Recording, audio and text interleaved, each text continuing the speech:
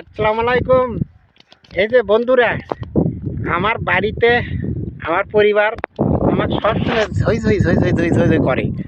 মানে কয় আজ পালি কয়, এই কাজে যা, কাজে যা, কাজ করবি না, খাইবি কি বেটা? আমি কই, এই আমার শরীর তো অসুস্থ, আমি কিন্তু কর্ম ঠিক মতো করতে পারি না। আমার বাড়িতে একটা ভ্যান আছে, সেই ভ্যানটা আমি চালাই, কিন্তু সে দিয়ে সংসার চলে না। বাড়িতে জনসংখ্যা 5 জন, আমরা না পারি মানুষের পড়ার বাড়িতে কাজ করতে না পারি।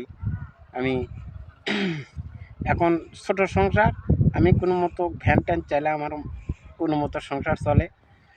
এই বউ প্রতিদিনই কয় যে বেশি বেশি করে কাজ করো, বেশি বেশি কাজ, কিন্তু আমার তো জীবনের ওপর দেবটা যায়। আমি কি করি এখন? আমি চিন্তা ভাবনায় এই আলুর বাড়ির দুঃখে আছি, কিন্তু আলুর বাড়ি না বাঁধলেও তো আলুর বাড়িটাও তো বান্ধা লাগবে।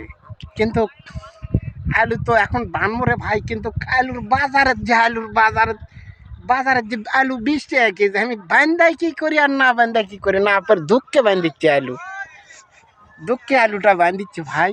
যদি অল্প করে অল্প করে লাগাবেন, তাও যদি আমার সংসারের পরিস্থিতি ভালো না, যদি আল্লাহ রহমতে এবার আলুর দাম পাই, তাহলে আমি 100 বস্তা টিকিট কাটবো।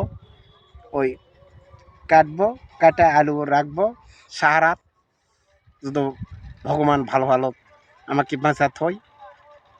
ভালো লাগলে শেয়ার করবেন, কমেন্ট করবেন, এই বলি আমার টাটা।